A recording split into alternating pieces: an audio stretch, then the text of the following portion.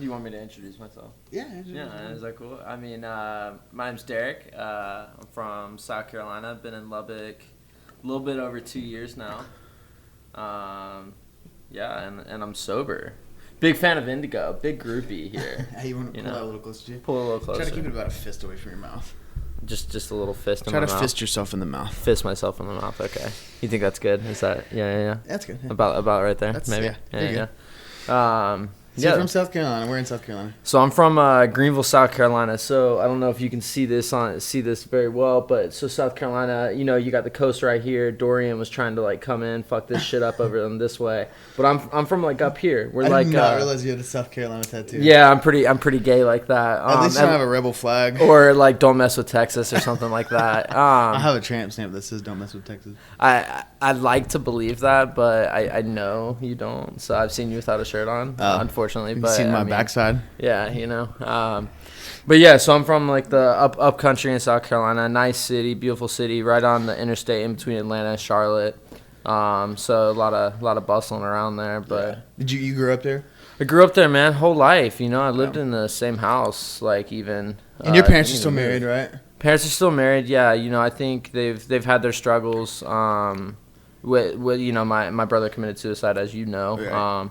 Fans might not, but they've had their struggles, but they're good, man. I love them. Yeah, helped me out a lot. So you had a good childhood, normal. What was the worst thing that happened to you as a kid? Worst thing that happened to me as a kid, shit. Honestly, as a kid, my childhood was pretty dope. My parents, if I wanted to swim, if I wanted to play baseball, if I wanted to play soccer, they were there for me. Really, my childhood, man, fucking upper middle class white suburban kid, nothing wrong, you know. Is there one thing that you can think of when you were young that made you tremendously sad, the first time you really experienced grief or sadness, even if it's a grandparent dying, or do you have anything that you can point that to, or was it really in your adolescence? Yeah, see, that's what's weird, man. All my grandparents were alive. I just actually lost my first grandparent this past year. Hasn't even been a year yet. Yeah. I can't, and people have asked me that question prior, but I cannot pin back anything specifically in my childhood that, fucked me up. Something that I don't talk about because I don't think it affected me, but, dude, so I was on this summer swim team, right? Yeah. Little summer league thing going on. Well, apparently, at the time, there was this, pedophile guy, and he was, going into the bathrooms taking pics of kids. Oh, shit. Yeah, well, I was one of those kids, man. My dad actually... Oh, fuck. When he heard about it, right? My dad actually was the guy who, chased him down. And this is, 5th grade. So, we went to court, and, I missed, the first week of middle school in 6th grade. And, put this guy, behind bars and shit. Me and a couple of my other friends who were just, coherent enough to, recognize that he was looking at us. But, even then, I think about it, I'm bro, I didn't even notice. My friend was the one who saw, the guy taking pictures of me. I didn't even, Damn. So, I don't even think that, I can pin it back to that, and I'm I need to take Xanax to get over this guy, because he didn't touch me. Yeah. But if there was anything maybe that, made me feel different, was maybe that. Yeah. But it doesn't really matter.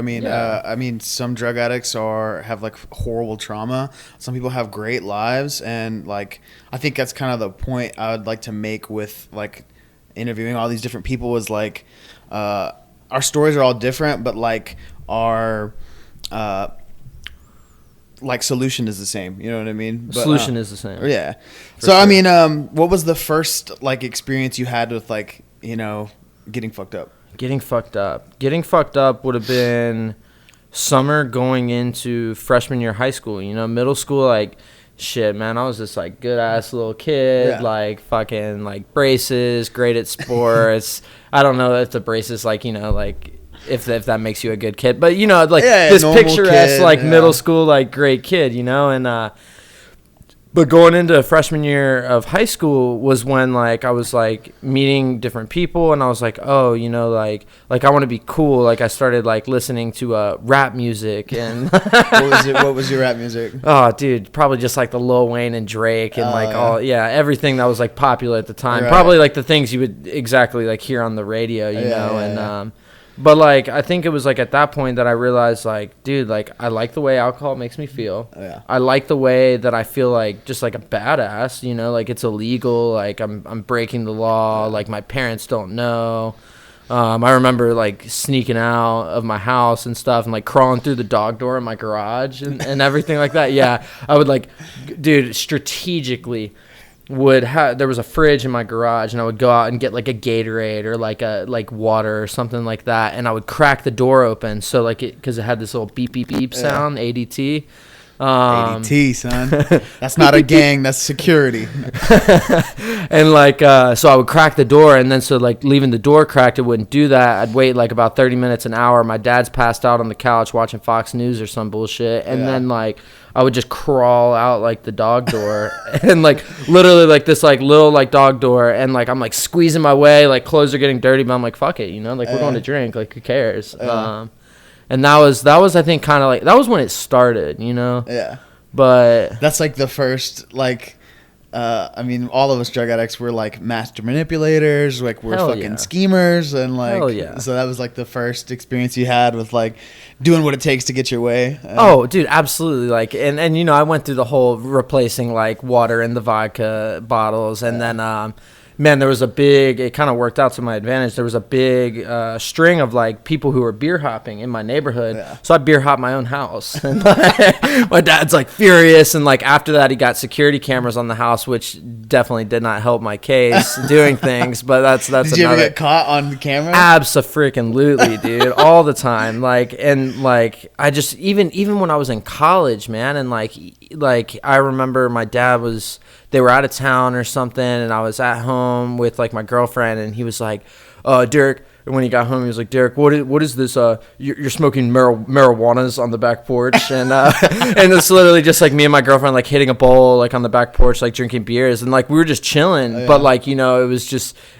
this string of times where I can't even tell you. So during all this, like, was your brother in on all this shit? Would he drink with you? So that's the funny thing. You know, like my brother, I kind of like kept out of it for a good while. It was You're really, the oldest, right? I am the oldest. Okay. I'm the oldest. And unfortunately now the only. But I think it was around junior year of high school. My brother and I were both really good swimmers. My brother better than I, in fact.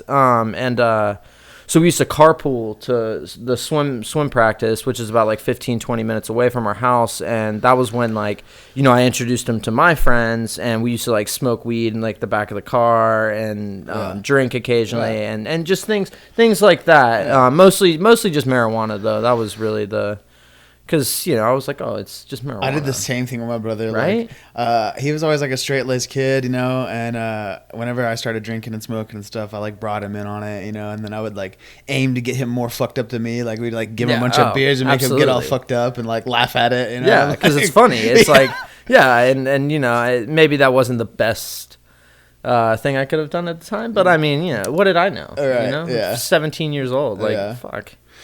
I'm not a counselor.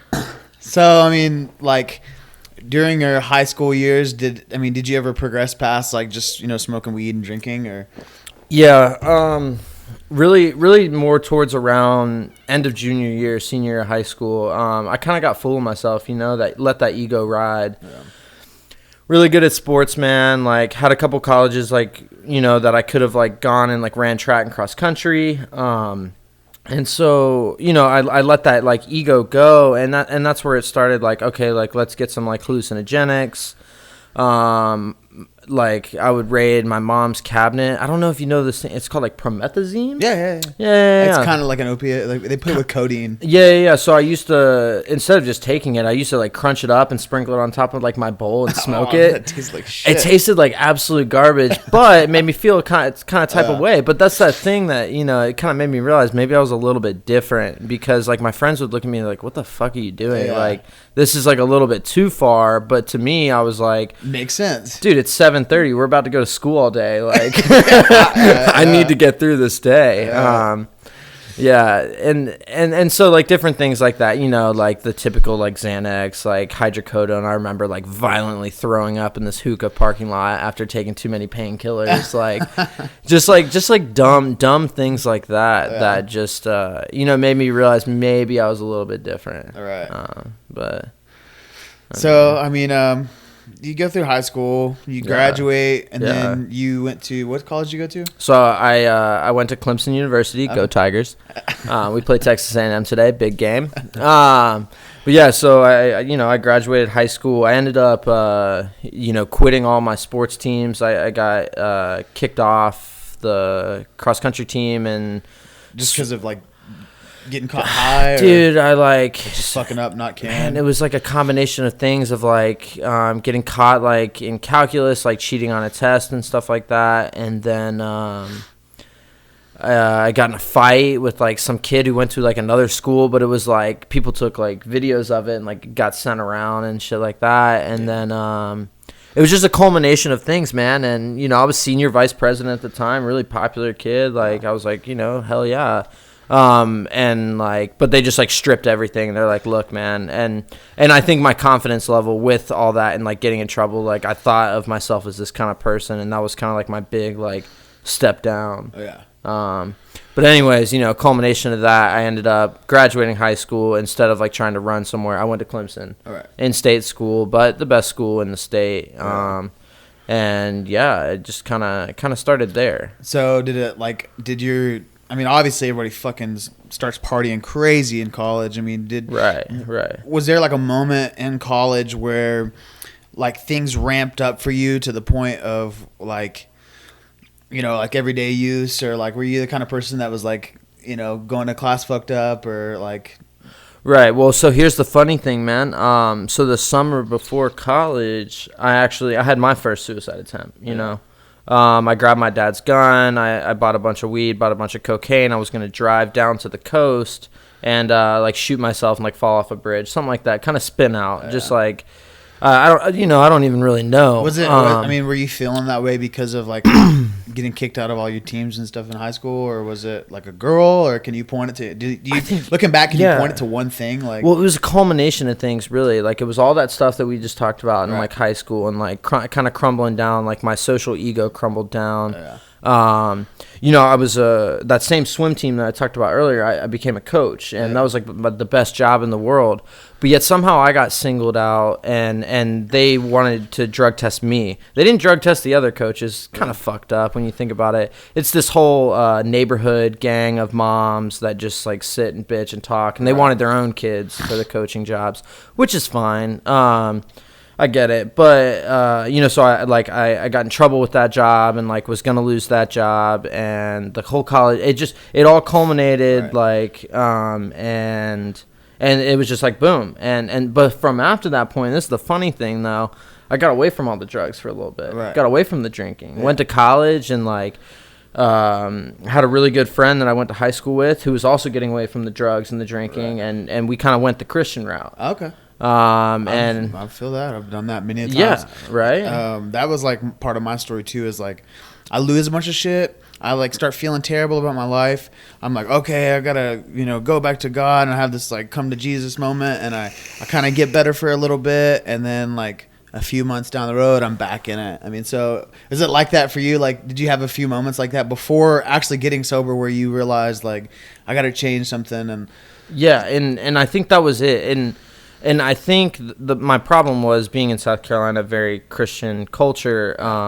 Like to them, my problem was that I didn't have Jesus. Right. When in reality, my problem was the drugs. So the drugs and alcohol were never really addressed. It was more or less the fact of like, well, like Jesus will save your soul and your heart if you just trust him. And so I went through this whole thing of like the fake it till you make it thing. Yep. And, you know, like I got some tattoos that I now want to get like either covered up or removed. You got some Christian tattoos? Well, I got some Christian tattoos. You're a Christian edgecore, bro? Oh my God, so Christian edgy. You know, like I just dreamed of playing the guitar up there on that contemporary band stage. And, but same.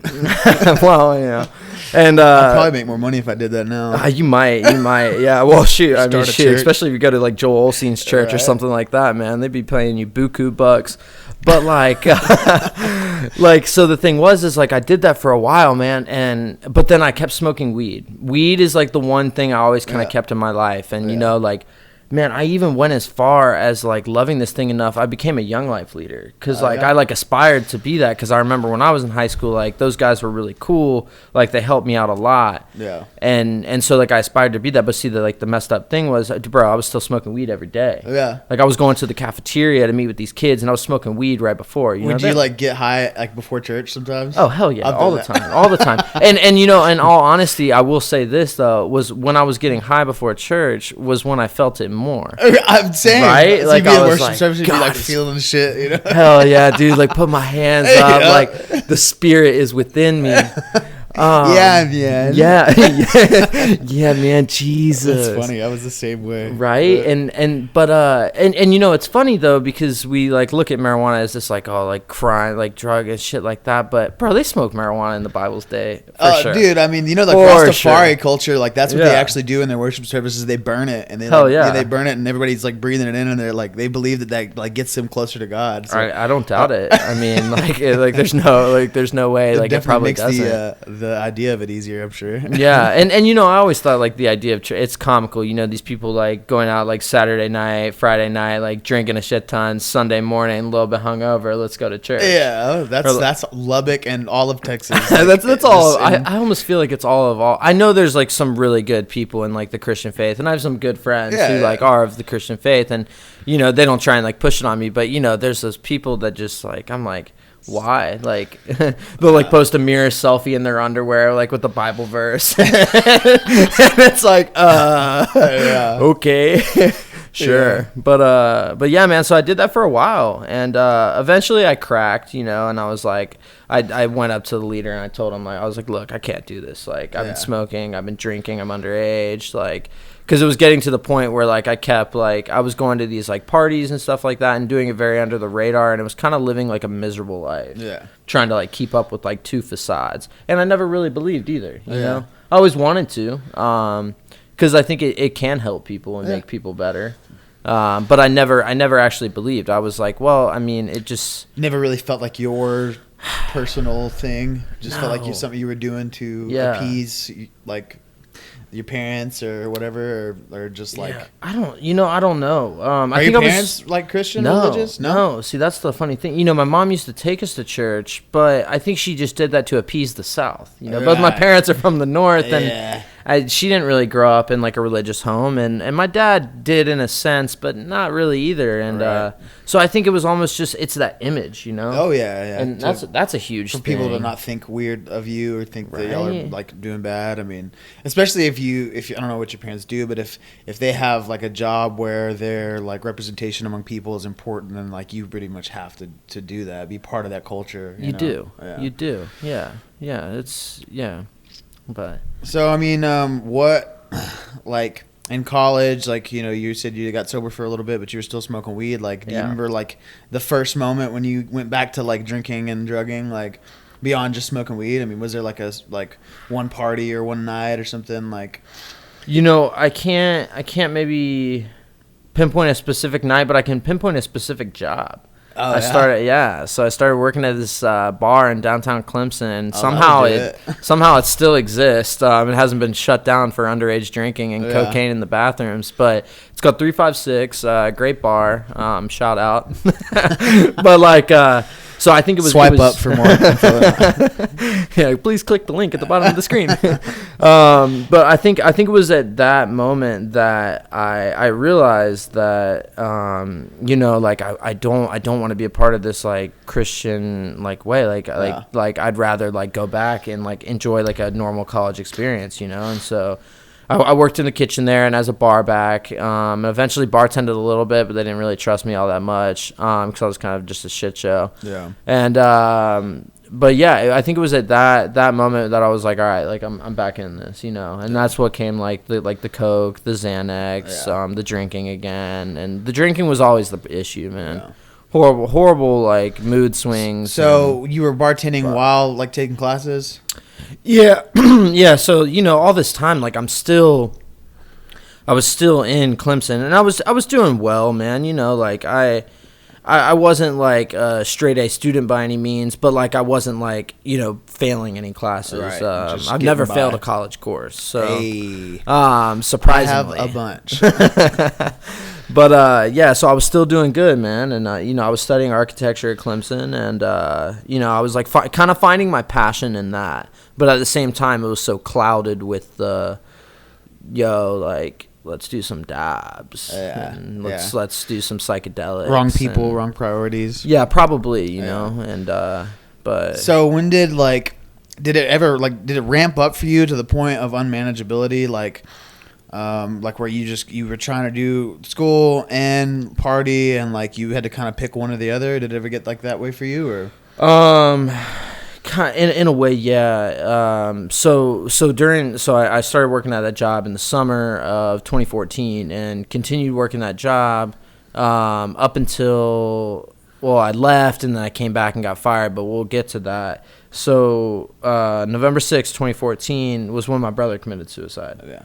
And that was kind of like the moment of, okay, things are going to get like very hectic, very unmanageable, very like... Yeah, it's fucking a lot, man. Yeah. I mean, what was he... I guess y'all were apart doing all that, right? I mean... Yeah. So he was... I mean, we were only 45 minutes away, though. I just seen him like that past weekend. Really? Yeah, you know, that's what's fucking weird about it. But, you know, he's a very, very... kind of guy of like solitude. Like if he had a problem, he was going to figure it out himself, you know. And, wasn't the one to ask for help. No, he wasn't, and I guess he found his own solution in that.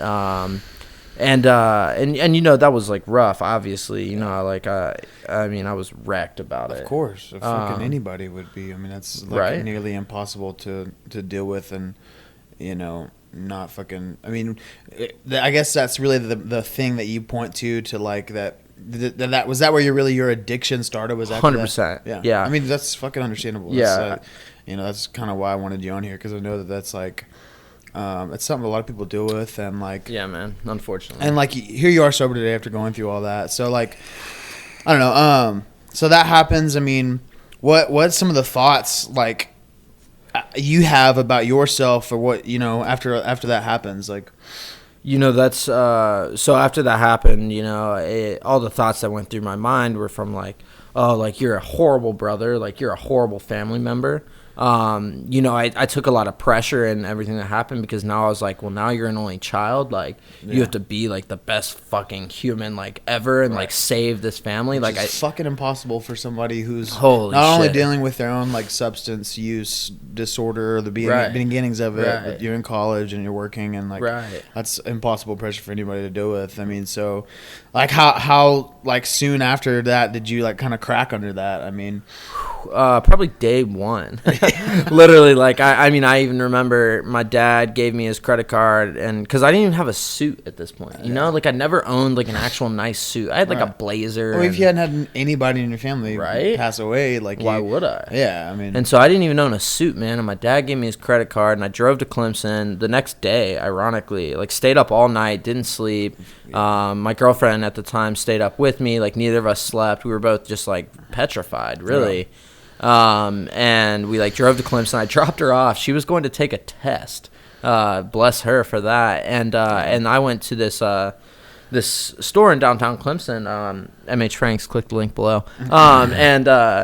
I like bought a suit, and you know, on our way back though, I bought like a new rig, bought like a top, and then bought a dab rig. No, like a nice like dab rig, nice dab rig, dude. A little tech perk. I still remember that, and then like I bought like I think like $200 in like Walmart gift cards, and like gave it to this like drug dealer to get like more dab, and so it was kind of like from that moment on. It was like all with my dad's credit card, by the way. And I don't think he cared. I don't even think he really knew. But it was from that moment on that it was like, okay, like drugs are the answer. Drugs are the solution. Yeah. I don't want to feel this way. I don't want to exactly, you know. And for a while, I didn't really drink. I did like low key though. That was like the weird thing is like I was like, oh, like I'm only smoking weed now. I'm not drinking. But then when I was alone was when I would drink, and that was weird, you know. Like I don't know why I felt that I needed to. I was like, no, marijuana is the answer.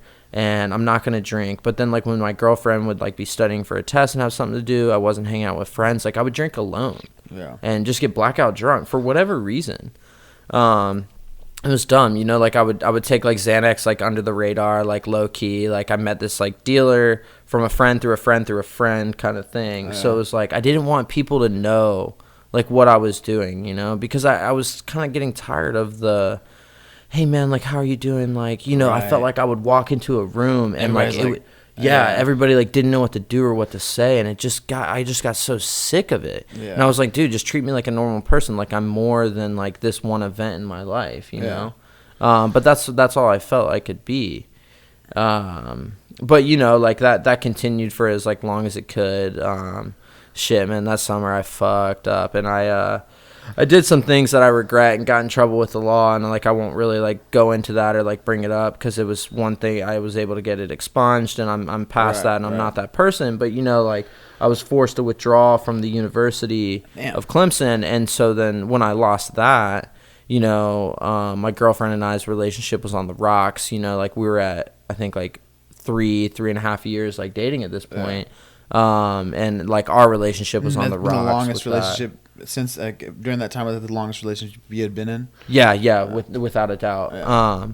And like, definitely, like, most serious relationship I'd ever been in, you know, like, really, like, that's, like, I would say that's the only, like, serious, like, relationship. So how long from since your brother committed suicide to when you got kicked out of Clemson? I think I made it 8 months. Yeah. Yeah. And then, so you get kicked out of Clemson, your relationship ends. What do you do after that? Well, so the relationship, it didn't fully end. Okay. You know, it was like rough. Yeah, well, because she was back in Clemson, now I moved back in at home. Oh, okay.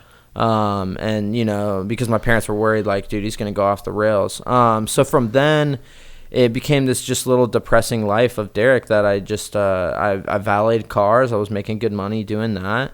I was still, like, smoking weed and buying fake piss and passing a drug test with, like, a little PO kind of guy. Yeah. Like, that, just stupid. That's, like, a sign of unmanageability. Like, bro, yeah. What I would do is, like, I worked in the oil field and I was on probation, and I would smoke 3 weeks out of the year, and then I would detox and then drug test myself just so I could pass, and then do it all over again. I did that for, like, 2 years. Dude, I don't even know how I even got away with it because, like, this man is, like, standing, like, right behind me, door open in the stall and everything. Right. And I'm just, like, right here, like, with, like, a taped, like, 5-hour energy bottle, like, underneath my, like, dick, and just, like, opening it real quick. And, like, dude, it was just, like, it was just messed up, man. Like, but, like, I had to have it, you know? Like, I had to have it. Like, I had to still be, like, taking the Xanax. I had to still be, like, smoking the weed because I was, like, I have PTSD. Like, I'm depressed. I'm sad. Like, you know, and it...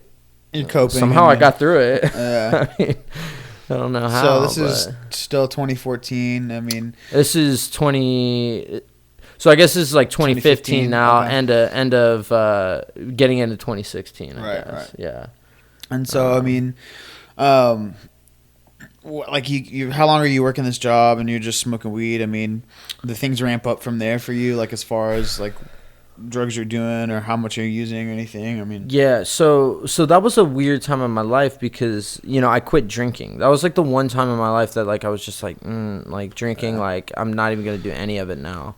And so that lasted about, let's see, from like August to August to August, really, of 2015 to 2016. Right. August 2016, I was allowed to go back to school. Right. It was just a 1-year probation from Clemson. They were like, hey, man, like, if you stay clean, and I think they meant your record necessarily because South Carolina's drug awareness, drug addiction is just absolutely shit and garbage. There's nothing there. And they were like, if you stay clean, man, like, you know, you can come back and go to school. So I did. Right. And that was when it was like, all right, like, we're off to the races. Like, going out to the bars, drinking a lot. The girlfriend, same girl, was a heavy drinker. And so, like, I just consistently would always go to the bars with her. Right. I don't know if I ever actually got more fucked up than her. She's a champ and would just, like, take it down like it was water. But you know, like it led to those same behaviors. I would meet up with other friends and was doing coke, still on the low, and I don't know why I ever kept it on the low, but still doing like Xanax on the low. And that was one thing that I was able to like kind of like always get away with. So I felt like, oh, if I can get away with this, like nothing else in my life is a problem. Right. Yeah, man. So I made it through all of that, and I think the crack of like where did I hit the bottom that just flipped everything was after a football game. I walk into a bar and my girlfriend is like making out with like another guy. Yeah, right.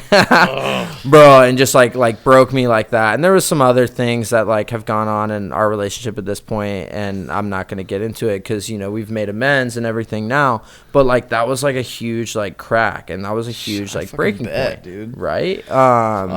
You know, like at the time I had an engagement ring for this girl and stuff, and like we were talking about like let's get engaged, and I was like, dude, it's gonna be perfect. Like you're gonna graduate in May, and like we're like gonna get married, and I'm gonna go to grad school at Clemson. You're gonna go to MUSC and get your pharmacy degree. Like it's all gonna be like fucking like amazing.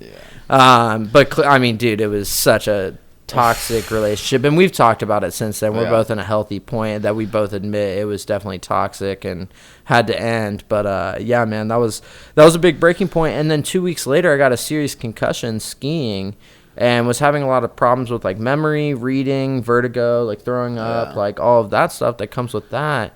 And I think the culmination of the two just led to me being like, well, fuck it. Like, lack of a better term. I don't care about me. I don't care about my life. Like, yeah, right. So the craziest thing I ever did I withdrew. I didn't even withdraw from school. I think I just said fuck it. And just, I just stopped going. And my parents, my parents who are still footing the bill for me and everything in my life at this time are like pissed off at me. But I just hopped in my car with my dog Marley. Love her. Angel.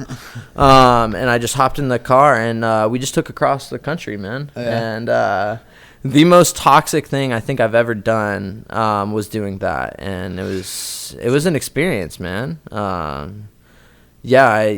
left South Carolina, drove through the South, went up to Oklahoma. That was when I got arrested and thrown behind bars.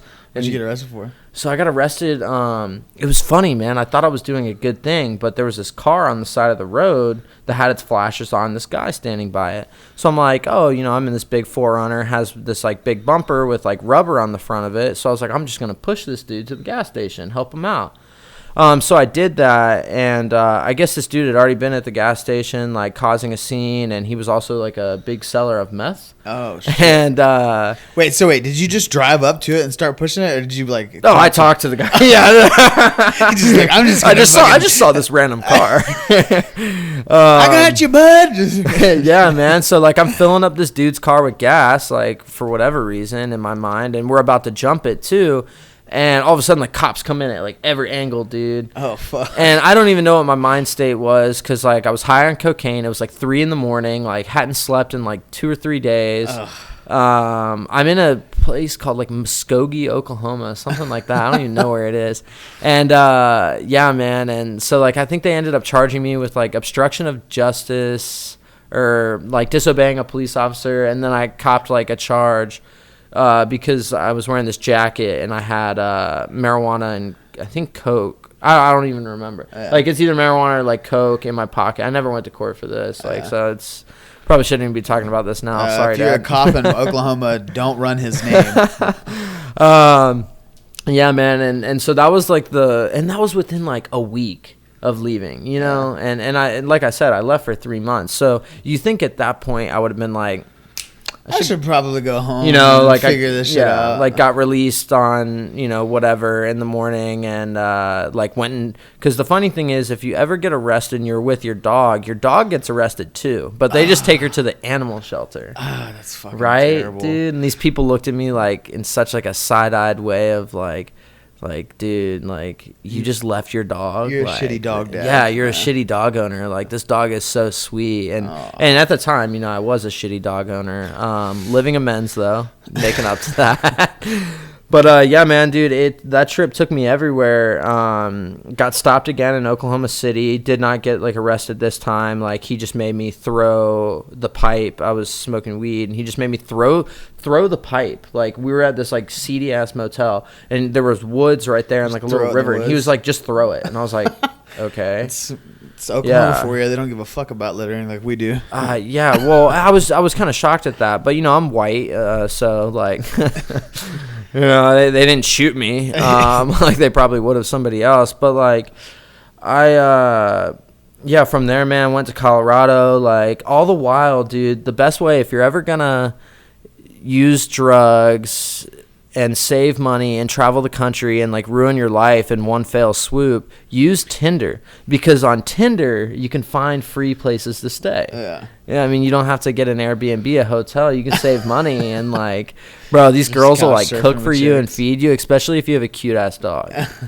So that's what I did, man. It took me all the way to, like, San Diego, Phoenix, Albuquerque. I mean, dude, literally, like, anywhere, like, I could drive my car, I did. Right. All the while, my car's brakes are out. There's alarms going on in my car. Like, it was just this chaotic trip of, like, I got so many lucky breaks of, like smoking and drinking behind this, like, cell phone provider place in Phoenix, and like the cops come up, and we just like locked the car and like stood outside of the car, and like I guess the law, they can't like search that if we're not in it. I'm not really sure. Like passed like the field sobriety test and everything, man, and all the while just like so disrespectful to these cops. These cops are probably like fuck this kid, but like he's smart because I like just seem to get away with it,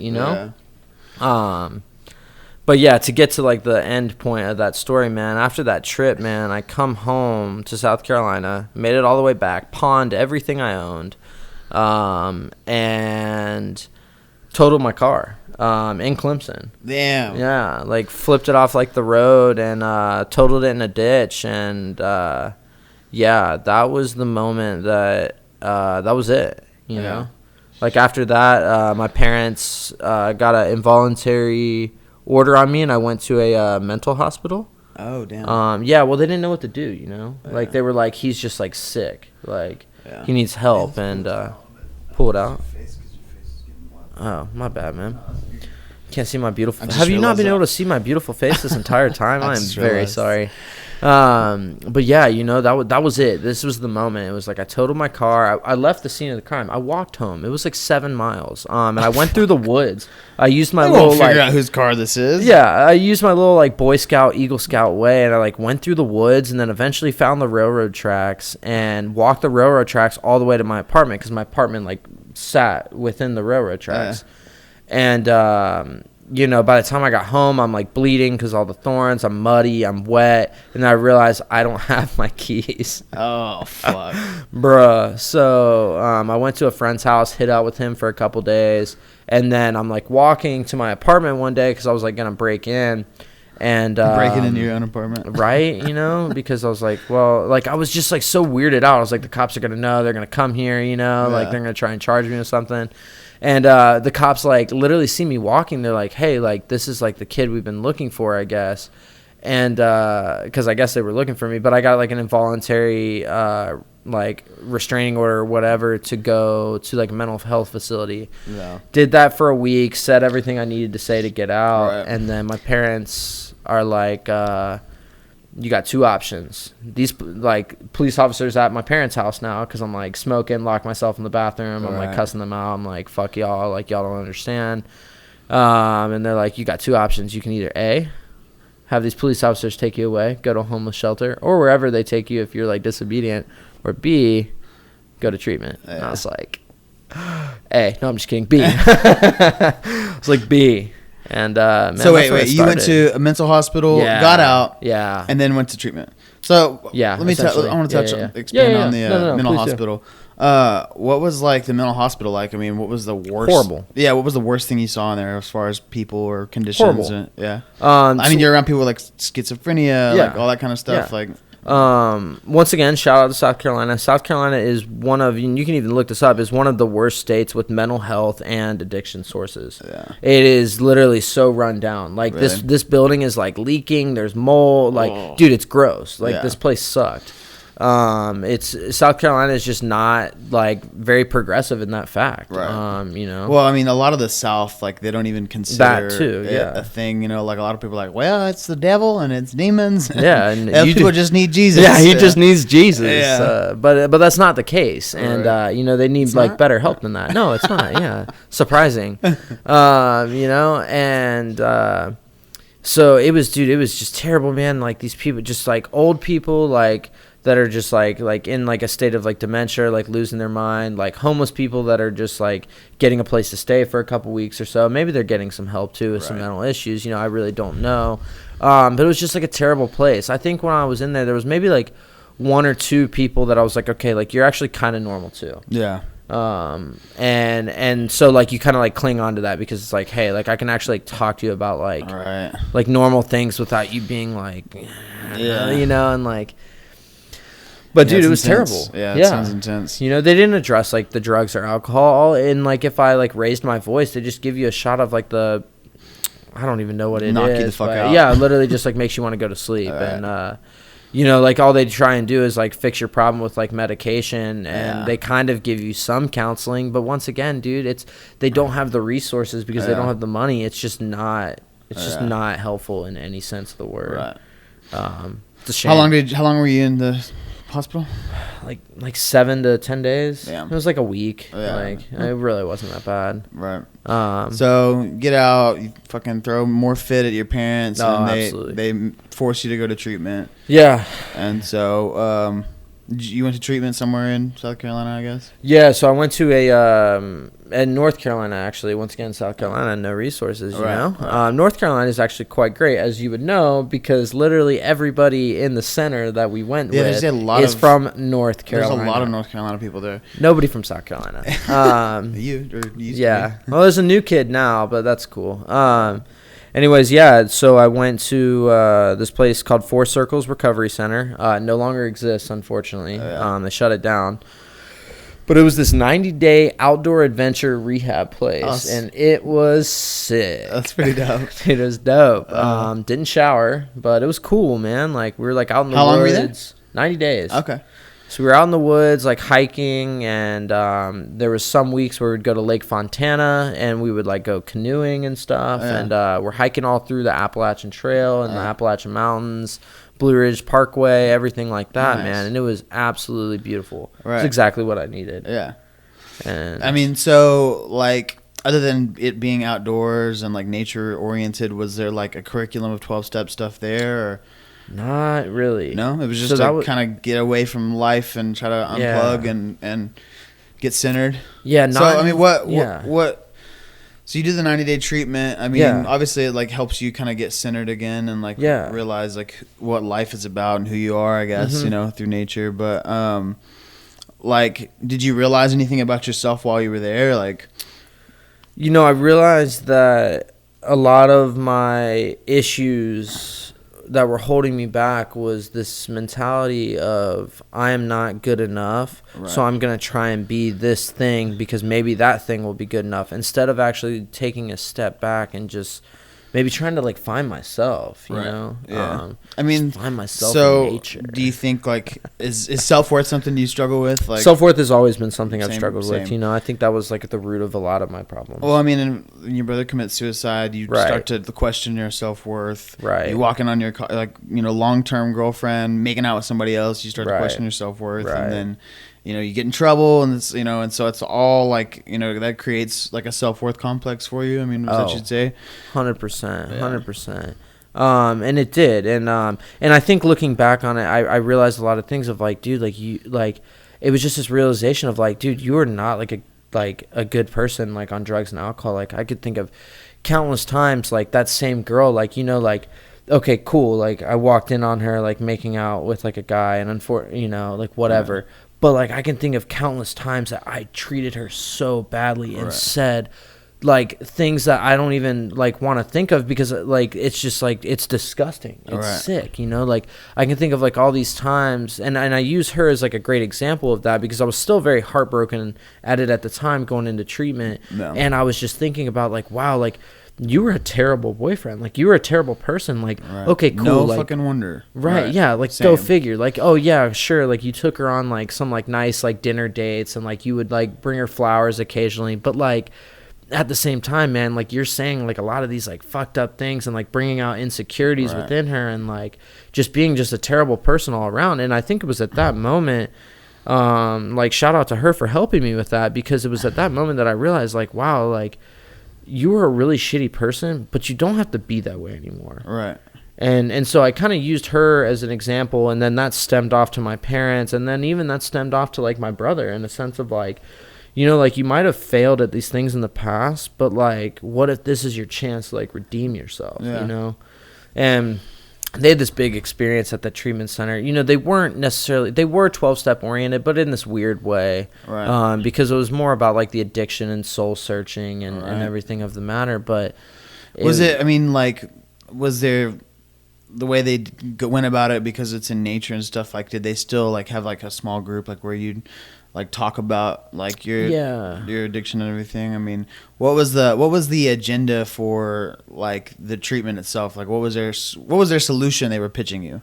So the solution really was they had these interesting workbooks that you worked through, and you built, like, little, like, mouse traps and, like, things like that. A lot of nature things, like, you went out and, like, identified things stuff. Yeah, like a lot of, like, Boy Scout stuff, like, you, like, struck fires.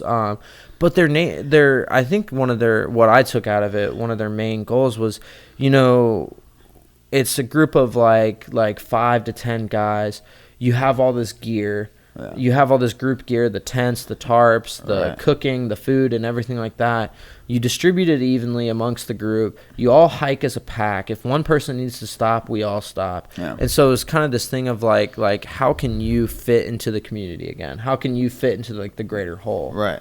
And I think that was their main get-go. Right. I think. Is, like, creating, like, I guess, like, reminding you of your own value. Yeah, like, I think so. And that you can be part of a group, part of society, Yeah. That's cool. I mean, so you did the 90 days treatment there. Like, what did life look like when you got home? I mean, was it back at home with the parents? Like, what was did you have, like, a goal or a plan? Or I didn't go home. You know, my therapist there, I still even am in contact with her today. Oh, wow. Yeah, she's just a super great woman. She was like, going home will be the absolute worst thing for you. Trying to do Clemson a third time would be the absolute worst thing for you. Right. She was like, there's a couple great programs. One of the programs they were looking at was LSU in Baton Rouge. There was another program in Georgia. And there was one. These are all recovery communities and colleges. Okay. Yeah. And then there was one program in Lubbock, Texas at Texas Tech. Yeah. I'd never heard of Lubbock, Texas. I now know why. But I was like, okay, like, she made it sound good. She was like, look, there's an architecture school. This is the best program. Yeah. They would give you in-state tuition if you stay sober. They would give you, like, scholarship money on top of that in-state tuition. Yeah. And, like, it was like, it's the oldest program, like, most, like, profound, like, largest, you know, everything like that. And I was like, okay. I didn't realize you came pretty much straight from treatment to here. Yeah. Okay. Straight to Lubbock. Moved into Treehouse. Okay, yeah. Because that's when I met you, was when you were living at Treehouse. Yeah, right. We had, like, because our time is pretty similar. Like, you're, like, almost 3 years, right? I have almost 3 years. Yeah. So so you move here to go to live in sober living, and were you in school immediately? Or? No, I was not in school immediately because I was a little bit late on applying, and I didn't have, like, a computer, didn't have transcripts, didn't have anything I, like, would need to apply. Yeah. So, and it was good though, because I came here with $23. Like, and, you know, guarantee my parents are fitting the bill for where I'm living, but in terms of, like, hey, like, I want to go out to eat or cigarettes or whatever, your own life. I had $23. 23. That was it. And so, you know, I worked at a Starbucks. Worked like 40 hours a week. A little barista boy over there, a little barista action. And I lived at this sober living, and eventually it came time to apply to school. I got into school in the spring. Around that time was when I met you. through a friend of a friend of a we were dating whatever situation. We were dating roommates. We were dating roommates at the time. Yeah. And it was, things got good when I moved into the so sober really, dorms. Your first like experience with 12-step communities and recovery and stuff was when you moved here? Yeah, at the last 2 weeks of the treatment I was in, they did this little thing called transitions, and so you're no longer in the woods anymore. They move you into a house. You can shower. You can have your own clothes. Okay. Because they provided all our clothes for us. Right. We were kind of like prisoners. Yeah. And so that was the first experience that I had with meetings, and I Okay. thought it was so weird because I was like just used to this like sitting around a campfire like talking about our addiction and like our feelings and like like our self-worth, and then I go to this meeting and they're like, all right, there's steps, and I'm like, where's the fire? Like, they're like, oh, we'll light it under your ass to get you going. Right. But yeah, so Lubbock though was really like getting into it, because even there I was like, well, I'm not gonna get a sponsor if I'm leaving. Yeah, it's like fuck that. And so coming to Lubbock was definitely where I actually like realized like, wow, this is like a full program. Like people take this seriously. Like you go to these meetings like weekly, like multiple times a week. Like in sober living, you had to do all the same stipulations, like go to meetings and get a UA, get your meeting sheet signed, and go to IOP and PHP and curfew and oh my god, that stuff sucks so bad when you're in it, but then when you get out, like you get done with it and you get like 2 years of sobriety and you look back and you're like, dude, I'm really glad I stuck it out because it like gives you a lot of structure though. Like it sucks at the time because you're like, oh well, like kind of like that one story in the book where the guy like comes out of the tornado cellar and he's like, look ma, like the wind stopped blowing, ain't it grand? And he doesn't even like look at like his house is destroyed. Like I think that was like something for me was like, I was like, oh, I get sober, everything's great again. But it was like, bro, it's not. Like you got to work for this, and like you got to get some structure in life. Like you got to like do some things if you want to make it great. And that was sober living helped me out so much. As annoying as it was at times. It just sucks. I have like a couple people that we hired at my work and from a sober living, the one I went to, and I hear them bitch about IOP and having to go every night and all this stuff, and I'm like, it does suck, but just stick it out, But so what's been the hardest part of your recovery? Like, what's the hardest thing you've went through since you got sober? Since I got sober, it was actually this past summer. Yeah. So this past summer, I was in Southeast Asia. I was studying abroad. It was my last semester of my undergraduate degree, and I was there was about 16 of us, and I'm the only one that's sober. All these other architecture students are just normal people. And that was, I think, one of the hardest things I've ever had to do was because I didn't have any accountability. Although one of my friends, she was over there and we became really good friends, and like if ever even I would like joke and I was like, yeah, let's go rip some shots, she was like, no, and then would like get but in a good sense, I was like, hey, I'm just joking, but like she was really caring about it, and that meant a lot to me. But that was the hardest thing because it was what I made of it. I did go to meetings while I was over there, not as much as I would have liked to maybe. Was it hard to go to meetings in another country? Or were there American people in the meetings? Or there was a lot of expats. Singapore is an English-speaking country as is, which is funny. You think about it, it's in Asia, but it's an English-speaking country. And there was a lot of expats, so I met a lot of like British guys, German guys. Oh, wow. I met some Americans as well, and then like Asians as well. But everybody speaks like great English. That's cool. I think the most intimidating was I was so young. They were all older businessmen, like making a lot of money, driving like Bentleys, Ferraris, like nice Mercedes up to this meeting, and here I am like taking the bus, taking the train, long hair, tattoos, like young. I didn't fit in. That was okay though. It was good. I mean, that's kind of the beauty of recovery is like every walk of life, every type of person you can imagine, like there's somebody like in recovery, you know what I mean? Right. Like, and that's like the cool part of it is you get to meet a lot of different people who you probably wouldn't have anything in common with outside of recovery. Maybe not. If they want to give me a job, that'd be cool. I'd love to go back. But But that was the hardest thing I think I did because I before I'd been to bars, a lot of times at your shows. Right. But even then, it's like you have a group of people in recovery, and like everybody's having fun, sober, and like laughing at other people that are drunk. But if you're the only one, like, and I've had to do that, and it's hard to be the only one because like you don't have any of that camaraderie. Like, look at these, you know what I mean? Exactly. And so yeah, I can understand how that would be really hard. But yeah. So I mean, you went to meetings, like, I mean, I don't know, like, so that's probably the hardest thing you really went through since getting sober.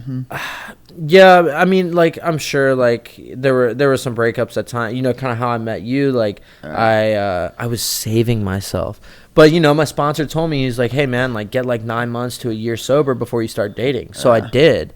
And then I started dating this girl, and I'm thinking, like, oh, it's going to be, like, perfect, you know? Like, this is, like, the moment I've been waiting for. But, when that came crashing down, that was a little bit hard, that was a big hit on my ego because it was the first time I, like, put myself out there, dated a girl, had sex, other than I went home and had sex with my ex, but like same girl, and so we did that. But then but this is the first time that like it really hit me of like wow, like like you ain't shit, right? It's I mean, like we get better, we get better, and after we start doing the things to fix our life when we get in recovery. But it's funny how like a lot of those same emotions can flood back in so quick. Especially if you struggle with self-worth, which I've never met an addict who doesn't. Like we all do, and like my shit floods back in real quick. It just takes a couple of things to happen to me feel a certain way, and like I start feeling like, oh, I'm a piece of shit, I'm worthless, yeah, well, are you like that? I definitely would say I am. I'm like, I stub my toe and I'm like, oh my God, my life is so hard. Like this is the worst day ever. They get my order wrong at Starbucks. I'm like, how am I gonna go on? Like I deserve this. Like it's the spirit of the universe coming back to get me. But then it comes back to the self-worth piece of like, oh, like, I'm not good enough. So like maybe, it makes me believe, like, it's like, oh, maybe you do, like this is what was supposed to happen, like you deserve to get like broken up with and stuff, and but it's not the case. We know that now. It takes a while to kind of get there, and even at times today, like I have 2.5 years now under my belt and a college degree and like a great job and like a great like dog in my life, a great roommate, great friends, but there are still times in my life where I'm like, like you're not good enough. Yeah. Like one of the hardest things I'm doing right now is I'm putting myself out there and I'm applying to grad schools, and a lot of the grad schools that I'm going to be applying to are like the Ivy League schools. Yeah. And so I'm reading up on these applications, I'm studying for these graduate exams, I'm writing these essays, I'm working on my portfolio, but yet there's this like little voice in the back of my head that's like, you are not good enough. Like you're not going to get into these schools. Right. So. Like why are you wasting your time on like getting like, what's the point, bro? Right.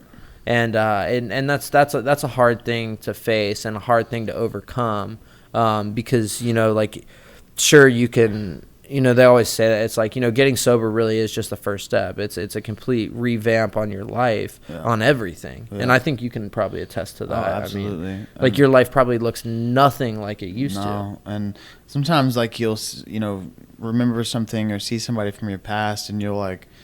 I always kind of flip out for a second because I'm like, dude, I don't even recognize like the person I used to be or the life I used to have. Right. Like, I mean, I don't have a great, amazing, perfect life, but like it's so much fucking better than what it was, and drinking and drugging. It's crazy. Yeah.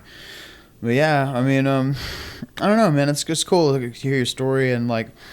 The similarities are definitely there, like the self-worth and like you can pinpoint a few different things, and it's all like it all accumulates, like all these little and it doesn't always have to be some major traumatic thing, but I mean losing your brother, that's pretty major, and then girlfriend cheating on you, and like all those things kind of combine to really create like this like mental state for you, really, I guess, where like you didn't give a fuck about yourself, you didn't care, and you didn't really want to try. Right. Mm-hmm. And I don't know, I'm the same way. I mean, it wasn't like something super tragic or traumatic, but it all was just like leading up to the point to where I did not care what happened to me, and anybody who did, like would just use them, you know. And yeah, no, and that's.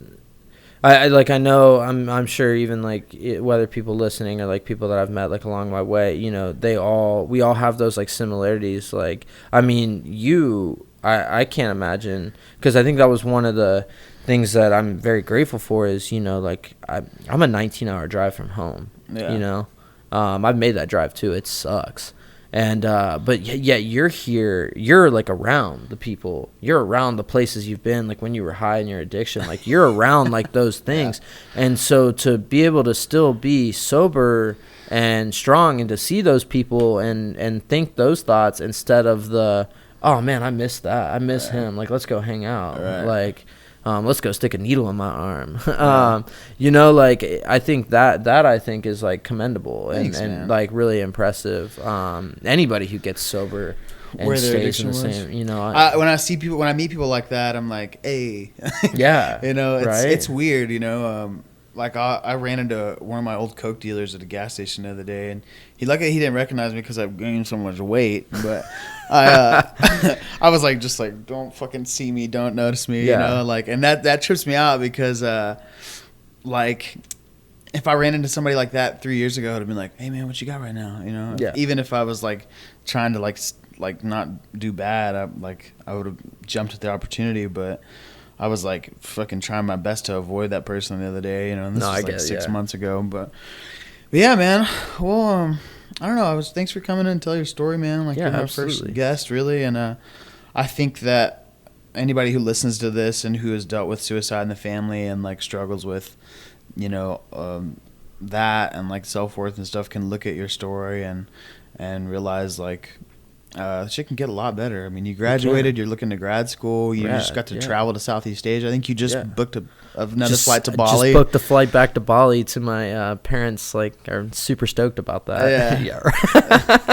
But yeah, I did. It's cool, man. I mean, that's like, what else can we really want and ask for, like, when our life like changes that dramatically, you know? Like, it's hard to imagine, you know, from you taking a cross-country road trip, you know, doing coke and not sleeping, to getting to, you know, go and study abroad and do all these things. And it's really cool to see, man. And thanks for doing this, man. Yeah, no, I appreciate it. Like, anytime that you like want to have me back and like talk about like a different topic, we get this like podcast rolling. I mean, we'll I'm all about it. I'm just gonna do like all the people I have planned. I'm gonna do their stories, and then we'll just go from there. Yeah, dude, I'm stoked about it. Cool, man. Good shit. Thanks, buddy. Oh yeah. All right.